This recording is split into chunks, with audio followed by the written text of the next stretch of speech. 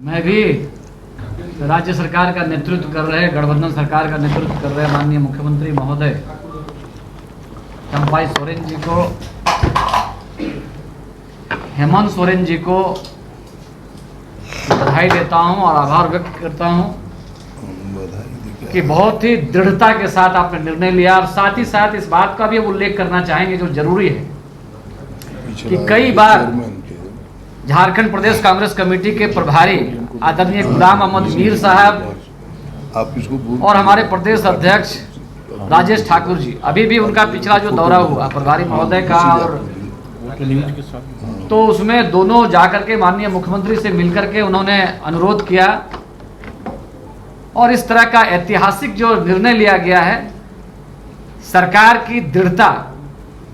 और निर्णय लेने की क्षमता को प्रदर्शित किया गया है। कई बार ऐसा होता है कि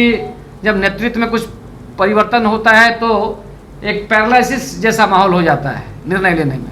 लेकिन ये अपने आप में राज्यवासियों के लिए बहुत ही सुखद संकेत है कि आप देख रहे होंगे कि जैसे ही कोड ऑफ कंडक्ट खत्म हुआ है उसके बाद में सरकार लगातार बड़े निर्णय ले रही है। उसमें से एक ऐतिहासिक निर्णय लिया गया है। इसमें अपने संगठन की तरफ से,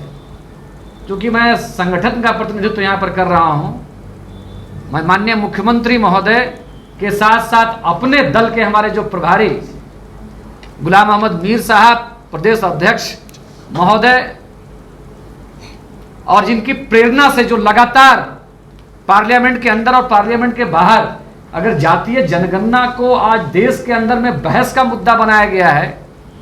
तो उसमें से ये कतई इनकार नहीं किया जा सकता कि इसमें राहुल गांधी जी की सबसे बड़ी भूमिका रही है। सच्ची बात तो यह है कि भारतीय जनता पार्टी जातीय जनगणना के पक्ष में नहीं है। जिस प्रकार से बिहार में जातीय जनगणना हुआ, तेजस्वी यादव की बड़ी भूमिका रही और बड़ा प्रेशर डेवलप किया, जिस वजह से नीतीश कुमार जी को भी केंद्र में जाकर बात करना पड़ा और राज्य में लिया। राज्य की जो एक बड़ी आबादी, खास करके पिछड़ों की जो आबादी, जिन्हें 7 जिलों में आरक्षण शून्य था, वो 7 जिले लोहरदगा, लातेहार, सिमडेगा, गुमला, खूंटी, पश्चिम सिंहभूम और दुमका, हमें लगता है कि उसके रास्ते भी अब खुलेंगे। और जो वर्षों से लंबित पड़ा है पिछड़ों के आरक्षण बढ़ाने का, क्योंकि वह जो 50% की सीमा रेखा है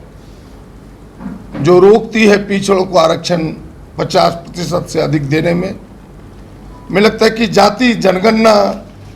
उस निर्णय के दरवाजे को भी खोलेगी और फिर वो पिछड़ों को आरक्षण का रास्ता भी यहां से खुलेगा। भारतीय जनता पार्टी उलट पुलट कह रही है, लेकिन भारतीय जनता पार्टी अगर सच में पिछड़ों का, दलितों का, वंचितों का को हक दिलाना चाहती है तो मेरी मांग होगी इस फोरम से कि वे देश में उनकी सरकार है, वैसे जनगणना देश की सरकार का काम है, प्राथमिकता से पूरे देश में जाति जनगणना कराए ताकि जिसकी जितनी भागीदारी है उसकी उतनी हिस्सेदारी मिल सके।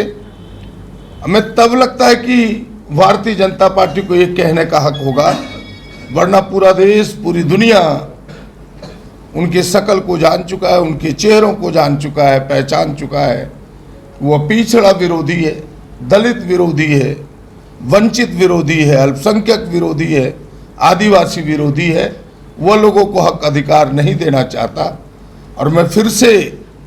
बड़े दावे के साथ कह सकता हूं कि यह जो निर्णय आया है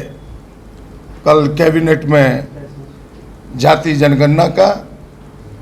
यह राज्य में एक नया आयाम खोलेगा विकास का, विकास की हिस्सेदारी में, सरकारी सेवाओं में एक नया आयाम खुलेगा। और